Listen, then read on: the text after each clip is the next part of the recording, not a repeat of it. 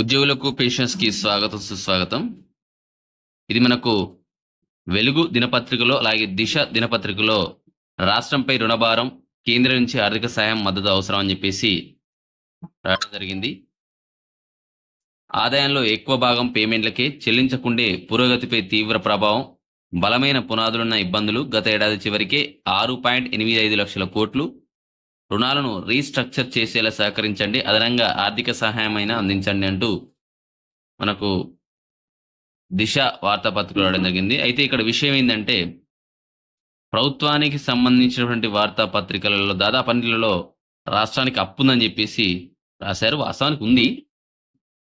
కానీ ఇదే సమయంలో రాయడం వల్ల ఏమైతుందంటే, ఉద్యోగులు రావాల్సినటువంటి ఈ కరువు భత్యాలు అనేది అడగలేని పరిస్థితి ఉంది కొంతమంది.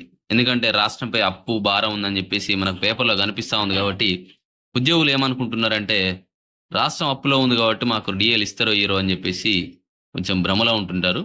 ఎప్పుడైనా ఏ రాష్ట్రమైనా అప్పులో ఉంటది. అది కామన్. అది సర్వసాధారణమైనటువంటి విషయం. సో, దానికి ప్రభుత్వాలు ఆ అప్పు నుంచి బయటపడేందుకు ఏదో ఒక ప్రత్యామ్నాయం చూడాలి. కానీ రావాల్సినటువంటి వారి హక్కులను కాలరాసే పరిస్థితి ఏ ప్రభుత్వానికి కూడా లేదు కాబట్టి, వెంటనే ఉద్యోగులకు డీఏలు విడుదల చేయాలని చెప్పేసి ఉద్యోగులు కోరుకుంటా ఉన్నారు. సో, ఇదొచ్చేసి మనకు రాష్ట్రంపై ఉన్నటువంటి రుణభారం అని చెప్పేసి కూడా ఇవ్వడం జరిగింది. ఇక్కడ చూసినట్టయితే ప్రతి నెల జీతాల కంటే అప్పుల కిస్తీలకి ఎక్కువ కడుతున్నాం.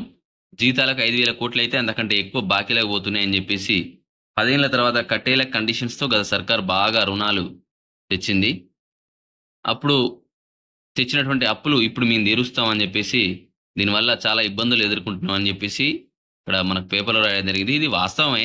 వాస్తవం అయినప్పటికీ మరి చేసేవి చేయాల్సిందే గదా! కాబట్టి ఖచ్చితంగా ఉద్యోగులకు రావాల్సింది అంటే దాదాపు అందరికి ఇవ్వాల్సినవి ఇస్తున్నారుగా, మరి ఉద్యోగులకు మాత్రం ఎందుకు ఇవ్వడం లేదు?